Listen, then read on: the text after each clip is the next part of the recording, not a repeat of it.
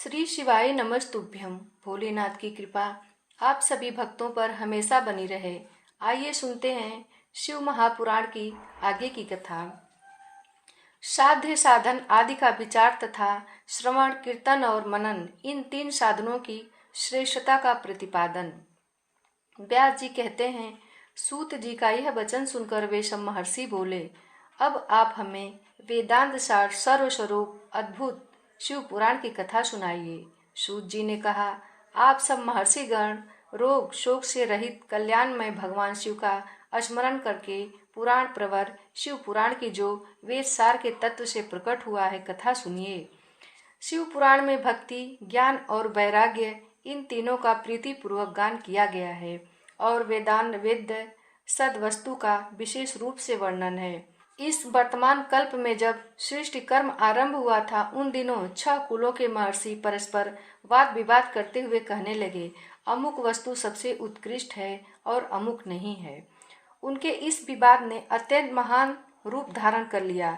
तब वे सब के सब अपनी शंका के समाधान के लिए सृष्टिकर्ता अविनाशी ब्रह्मा जी के पास गए और हाथ जोड़कर विनय भरी वाणी में बोले, प्रभु, आप संपूर्ण जगत को धारण पोषण करने वाले तथा समस्त कारकों के भी कारण हैं।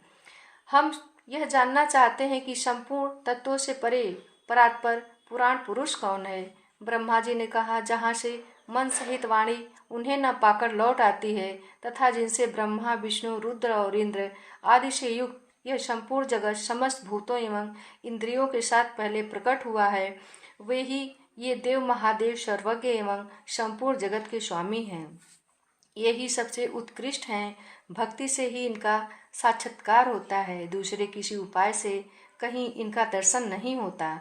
रुद्र, हरि, हर तथा अन्य देवेश्वर सदा उत्तम भक्ति भाव से उनका दर्शन करना चाहते हैं।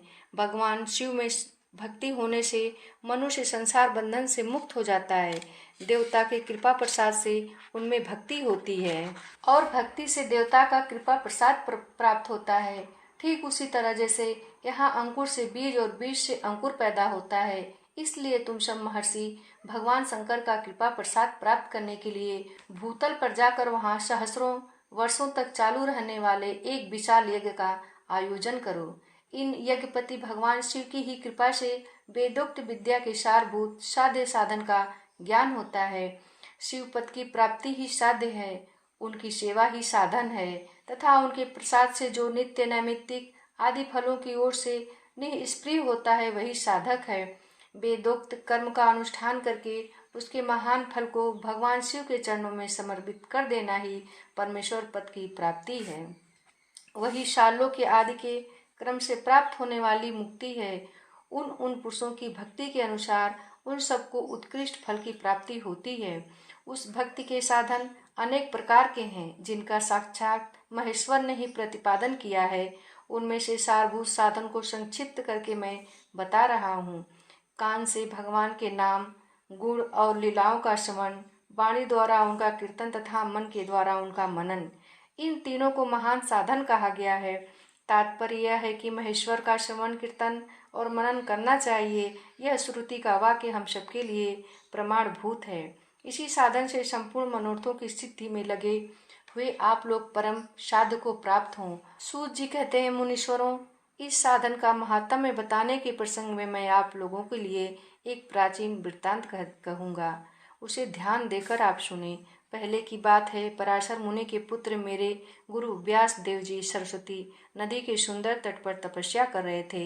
एक दिन सूर्य तुल्य तेजस्वी विमान से यात्रा करते हुए भगवान सनत कुमार अकस्मात वहां आ पहुँचे। उन्होंने मेरे गुरु को वहां देखा। वे ध्यान में मग्न थे। उससे जगने पर उन्होंने ब्रह्मपुत्र सनत कुमार जी को अपने सामने उपस्थित देखा। देखकर वे बड़े वेग से उठे और उनके चरणों में प्रणाम करके मुनि ने उन्हें अर्घ्य दिया और देवताओं के बैठने योग्य आसन भी अर्पित किया। तब प्रसन्न हुए भगवान सनत कुमार विनीत भाव से खड़े हुए व्यास जी से गंभीर वाणी में बोले, मुनि, तुम सत्य वस्तु का चिंतन करो।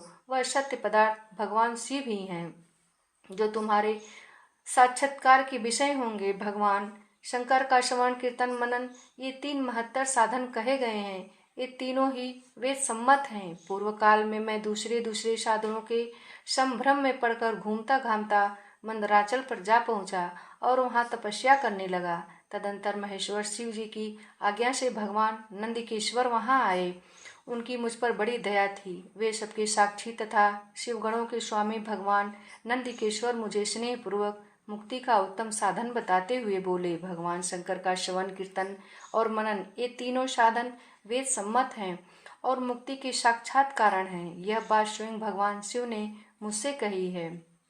अतः ब्राह्मण, तुम श्रवण आदि तीनों साधनों का ही अनुष्ठान करो। व्यास जी से बारंबार ऐसा कहकर अनुगामियों सहित ब्रह्मपुत्र सनत कुमार परम सुंदर ब्रह्मधाम को चले गए। इस प्रकार पूर्व काल के इस उत्तम वृत्तांत का मैंने संक्षेप में वर्णन किया है। ऋषि बोले, सूत जी, श्रवण आदि तीन साधनों को आपने मुक्ति का उपाय बताया है, किंतु जो श्रवण आदि तीनों साधनों में असमर्थ हो वह मनुष्य किस उपाय का अवलंबन करके मुक्त हो सकता है। लोग प्रत्यक्ष वस्तु को आंख से देखकर उसमें प्रवृत्त होते हैं, परंतु जिस वस्तु का कहीं भी प्रत्यक्ष दर्शन नहीं होता उसे श्रवण इंद्रियों द्वारा जान सुनकर मनुष्य उसकी प्राप्ति के लिए चेष्टा करता है। अतः पहला साधन श्रवण ही है। उसके द्वारा गुरु के मुख से तत्व को सुनकर श्रेष्ठ बुद्धि वाला विद्वान पुरुष अन्य साधन कीर्तन एवं मनन की सिद्धि करे। क्रमशः मन पर्यंत इस साधन की अच्छी तरह साधना कर लेने पर उसके द्वारा शालों के आदि के क्रम से धीरे धीरे भगवान शिव का संयोग प्राप्त होता है। पहले सारे अंगों के रोग नष्ट हो जाते हैं, फिर सब प्रकार का लौकिक आनंद भी विलीन हो जाता है। भगवान शंकर की पूजा, उनके नामों के जप तथा उनके गुण रूप विलास और नामों का युक्ति परायण चित्त के द्वारा जो निरंतर परिशोधन या चिंतन होता है उसी को मनन कहा गया है। वह महेश्वर की कृपा दृष्टि से उपलब्ध होता है। उसे समस्त श्रेष्ठ साधनों में प्रधान या प्रमुख कहा गया है। किस साधनभूत कर्म के द्वारा बिना यत्न के ही मोक्ष मिल सकता है।